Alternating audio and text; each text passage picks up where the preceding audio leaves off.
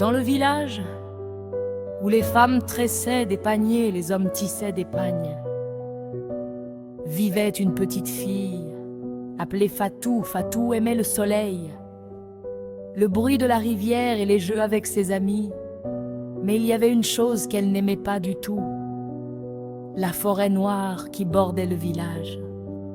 Pour Fatou, la forêt était pleine d'ombres et de bruits étranges. Un jour, sa maman Adja avait besoin de fils d'une couleur spéciale qui ne poussait que de l'autre côté de la forêt.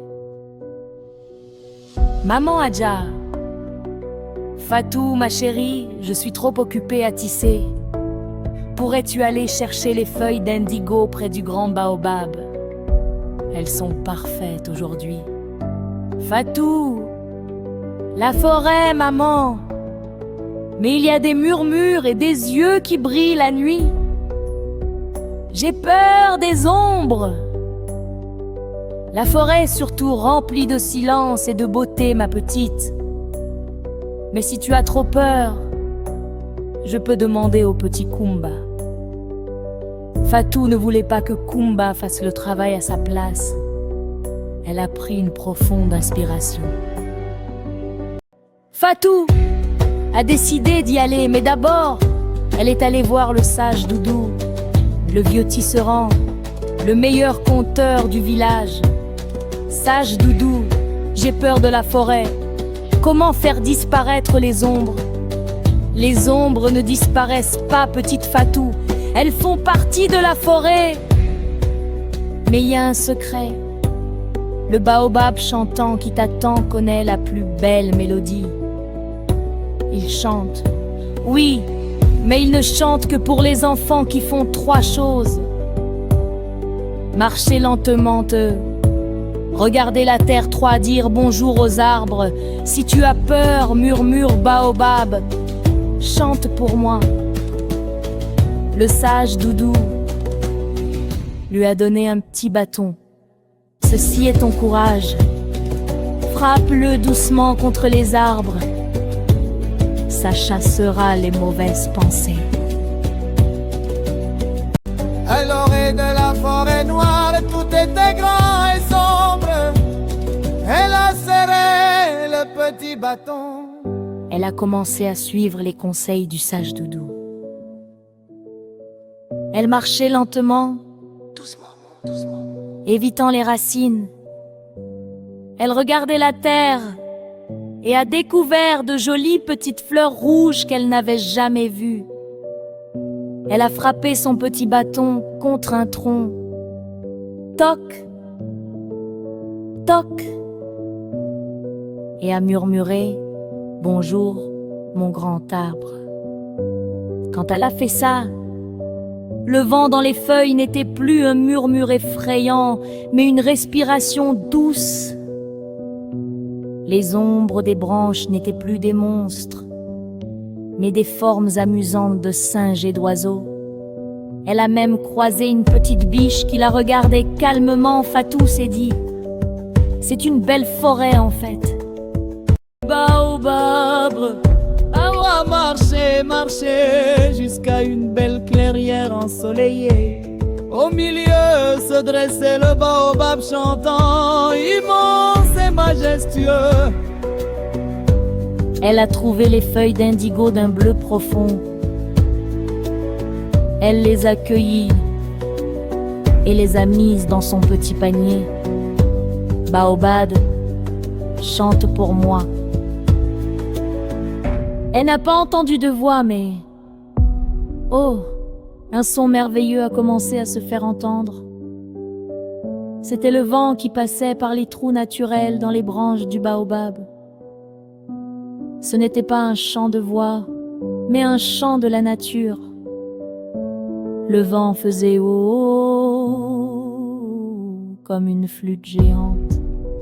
À sourire, elle n'avait plus peur du tout. Elle a compris le secret, le courage n'est pas d'avoir peur, mais de marcher malgré la peur.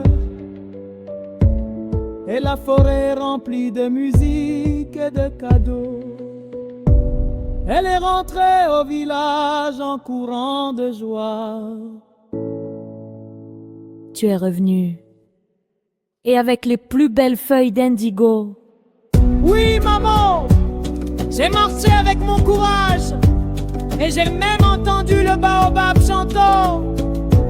Et à partir de ce jour, la petite Fatou n'a plus peur des ombres, car elle savait que le secret pour les faire fuir était le petit bâton du courage et la grande mélodie du vent dans le baobab.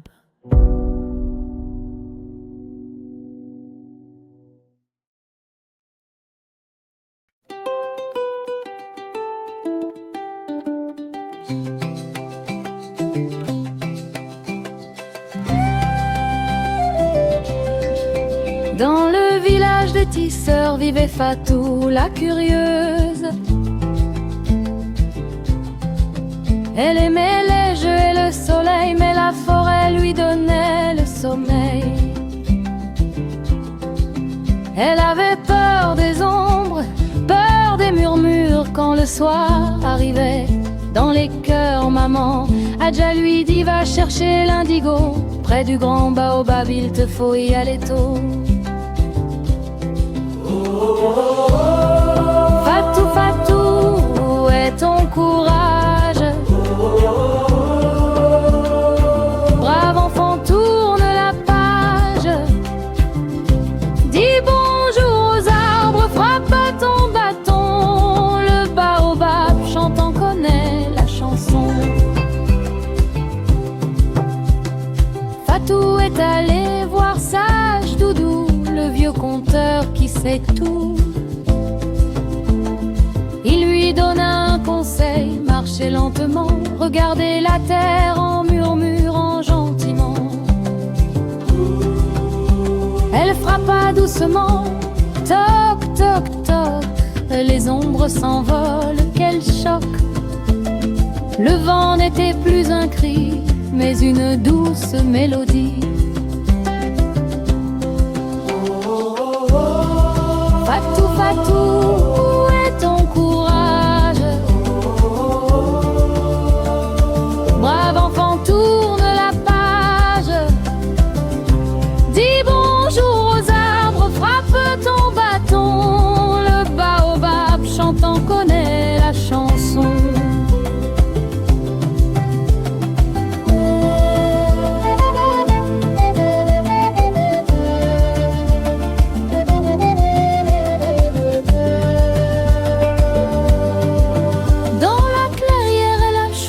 Son souhait, le baobab lui a fait un cadeau. Pas de voix, juste un son de vent dans les branches. Oh, oh, oh, une flûte de l'Afrique qui danse. Oh, oh, oh, Fatou, Fatou, où est ton courage? Brave enfant, tourne la page. Dis bonjour aux arbres, frappe ton bâton. Le baobab chantant connaît la chanson. Le courage n'est pas d'avoir peur, c'est de marcher avec son cœur. Le baobab t'a donné le secret, fini les ombres. Fatou est en paix.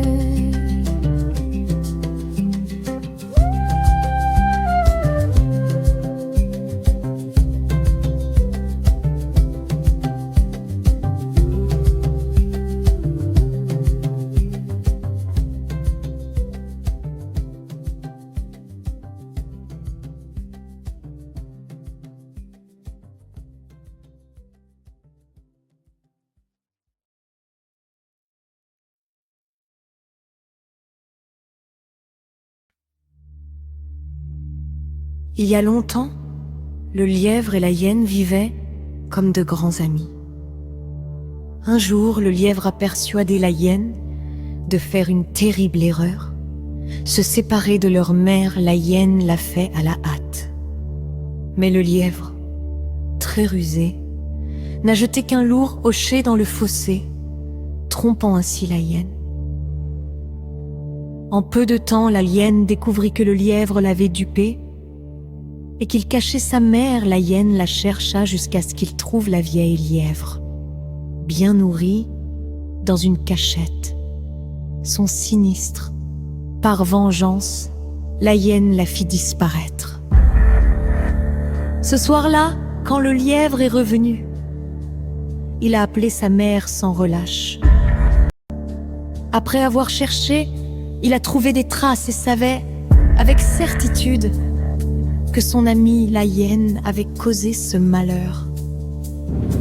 Le lièvre, accablé par la douleur et la trahison, sentit la rage monter.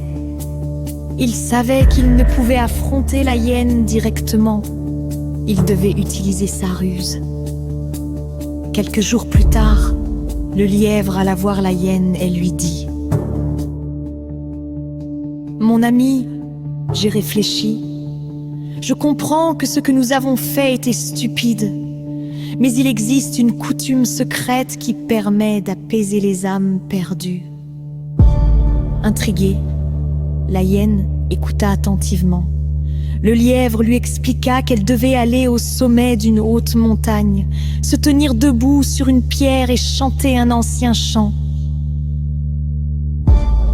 Le lièvre ajouta: « Si tu le fais correctement, l'âme de ta mère reviendra sous la forme d'une brise chaude qui t'entourera. » La hyène, pleine d'espoir, grimpa la montagne et se plaça sur la pierre, mais ce qu'elle ignorait, c'est que le lièvre avait choisi une pierre instable au bord d'un précipice. Lorsque le vent souffla violemment, la pierre céda, la hyène tomba dans le vide. Le lièvre, debout au pied de la montagne, murmura: « La ruse est une arme puissante, mais elle demande à être maniée avec sagesse. Aujourd'hui, justice a été rendue. » Depuis ce jour, le lièvre et les hyènes ne sont plus jamais devenus amis.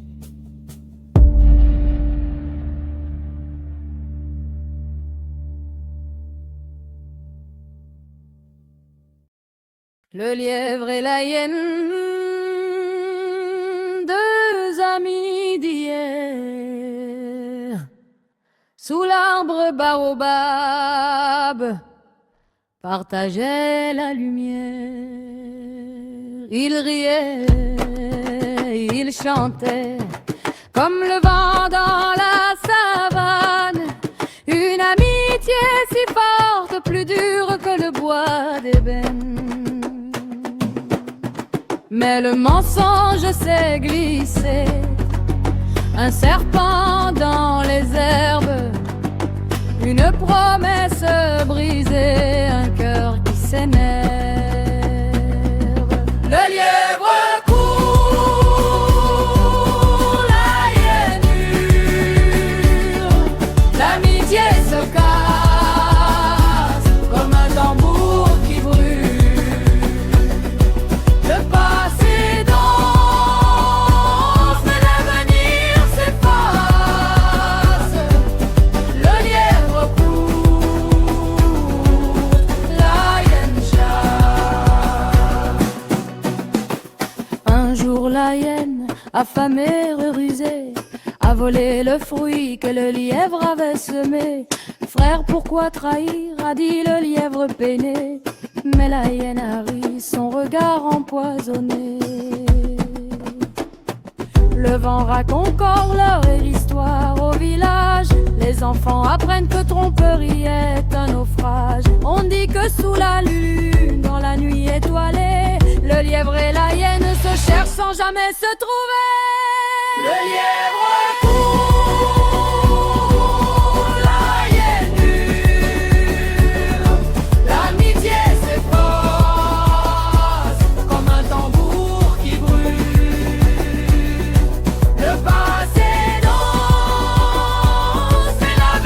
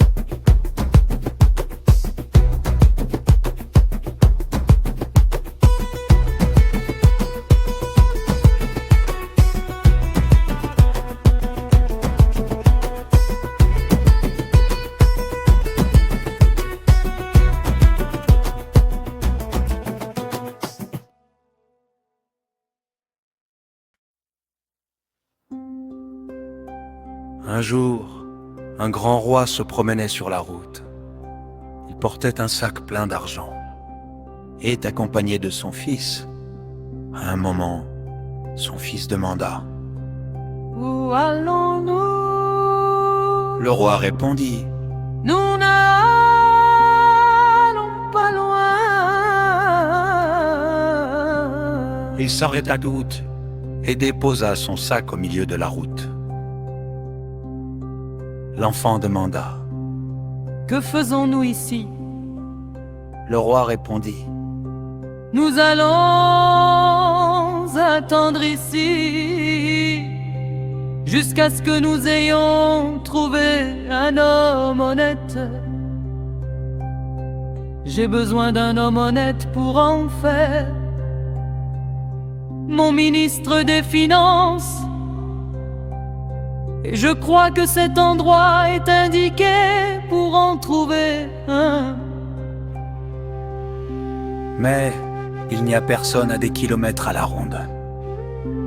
Le roi rassura. Ne t'en fais pas, quelqu'un finira par passer. L'enfant reprit. Probablement un cultivateur, il sera peut-être honnête, mais il n'aura aucune instruction. Le roi répondit. Pourquoi te tracasses-tu? Il est plus facile d'instruire un homme honnête que de changer le cœur d'un voleur.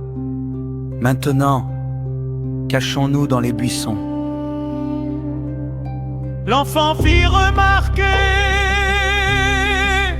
Mais tu as laissé l'argent sur la route. Le roi répondit.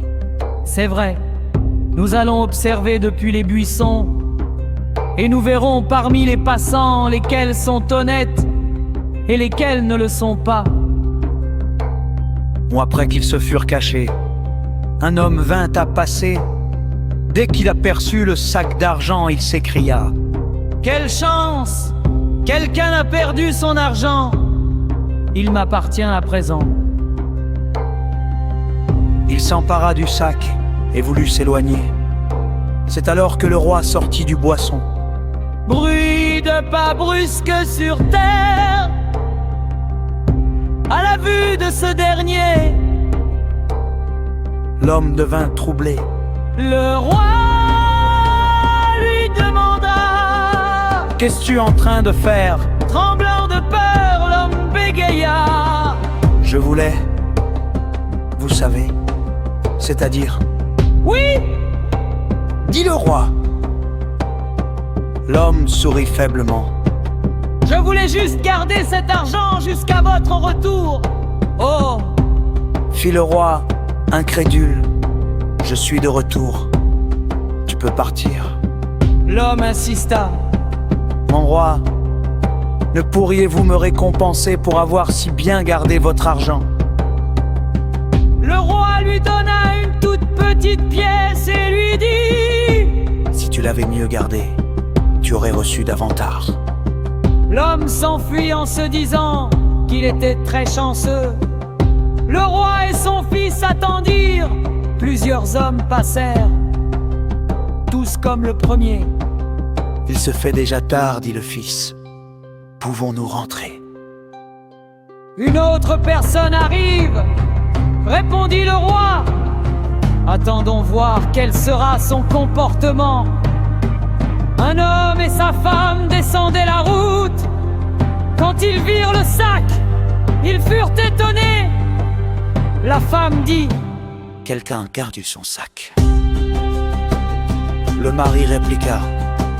Oui, et s'il reste là, un voleur s'en emparera certainement. Restons ici et surveillons-le jusqu'au retour du propriétaire. La femme dit. Mais tout le monde prétendra que c'est le sien. Le mari reconnut. C'est vrai, cachons-nous dans les buissons. Et si quelqu'un vient à passer avec l'air de chercher quelque chose, nous saurons que c'est lui le propriétaire. Juste à ce moment, le roi sortit des buissons. L'homme s'écria. Le roi. N'aie pas peur, lui dit le roi. Jafar suis très content. J'ai trouvé mon nouveau ministre. Moralité, l'honnêteté nous ouvre des portes de la réussite, alors que le mensonge et le vol sont des freins pour une réussite durable.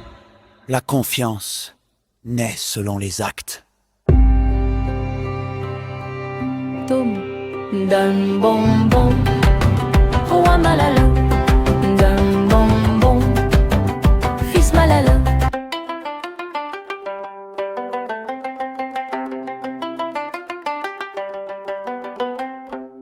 Il était une fois un roi très grand, avec un fils, un prince charmant.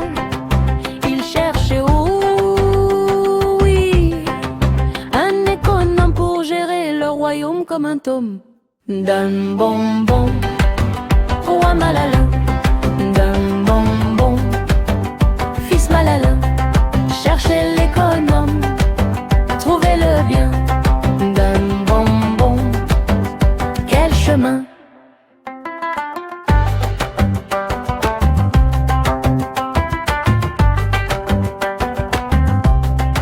Dans la forêt, ils ont marché sous le soleil qui vient danser. Les oiseaux chantaient, la rivière riait. Le roi disait, on y arrivera, c'est vrai. D'un bonbon, roi Malala, d'un bonbon, fils Malala. Cherchez l'économe, trouvez le bien. D'un bonbon, quel chemin.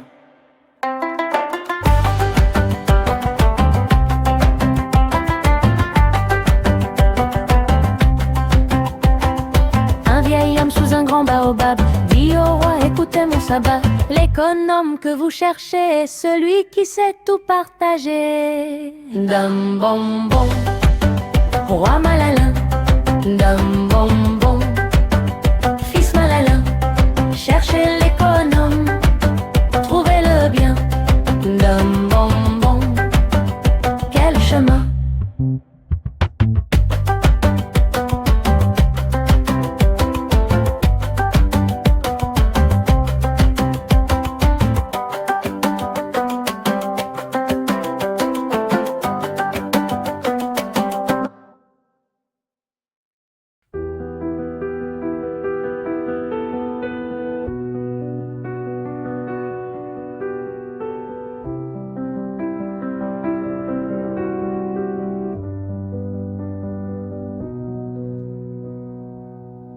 Il était une fois, dans un village ancien puis mystérieux. Chaque fois que les villageois y descendaient un seau pour puiser de l'eau, la corde remontait seule, sans le seau. Une fois, 2 fois, 3 fois, le seau disparaissait à chaque tentative. Personne ne comprenait ce mystère. Un jeune homme courageux décida de descendre dans le puits pour comprendre ce qui s'y passait. Mais à une seule condition, que ce soit son frère qui tienne la corde. Les villageois s'étonnèrent. Nous sommes tous là pour t'aider. Pourquoi ton frère en particulier? Il répondit. Je veux seulement qu'il soit parmi vous. Il répondit. Je veux seulement qu'il soit parmi vous. Il descendit dans le puits et découvrit enfin la vérité. Au fond, il y avait un singe qui, à chaque fois qu'un seau descendait, le détachait de la corde, s'en emparait, puis laissait la corde remonter toute seule, vide. Le jeune homme tendit un piège. Il mit le singe dans un seau et l'attacha solidement, puis fit signe à ceux d'en haut de le remonter. Mais en voyant le singe apparaître à l'ouverture du puits, les villageois prirent peur. Ils crurent voir un démon ou une créature maléfique et lâchèrent la corde en fuyant. Tous, sauf un seul, son frère. Il resta accroché à la corde de toutes ses forces et réussit à sauver son frère. La morale. Tu peux être entouré de dizaines de personnes, mais la main la plus sincère et la plus tendre reste celle de ton frère. Accroche-toi à l'amour fraternel dans les épreuves. Ce sont tes frères qui restent quand tout le monde s'en va.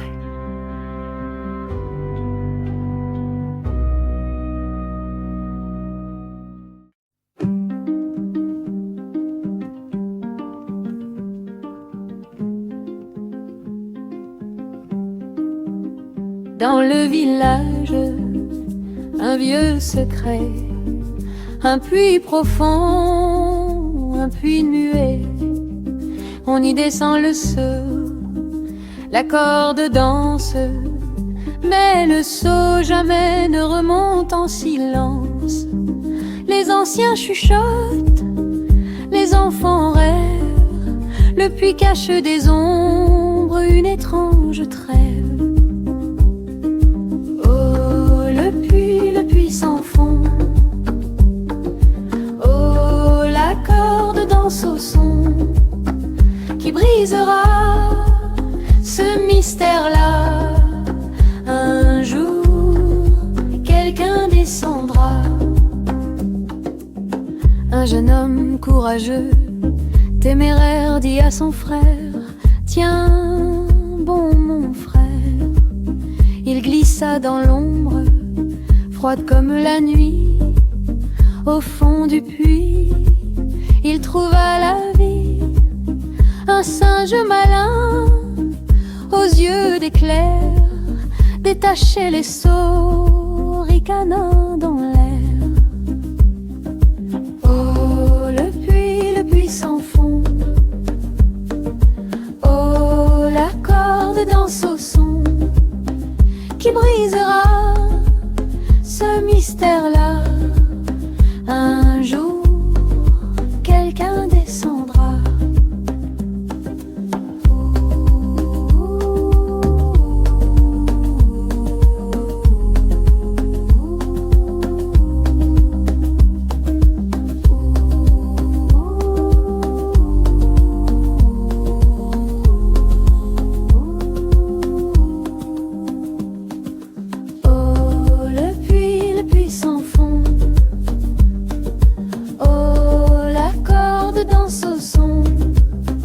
Qui brisera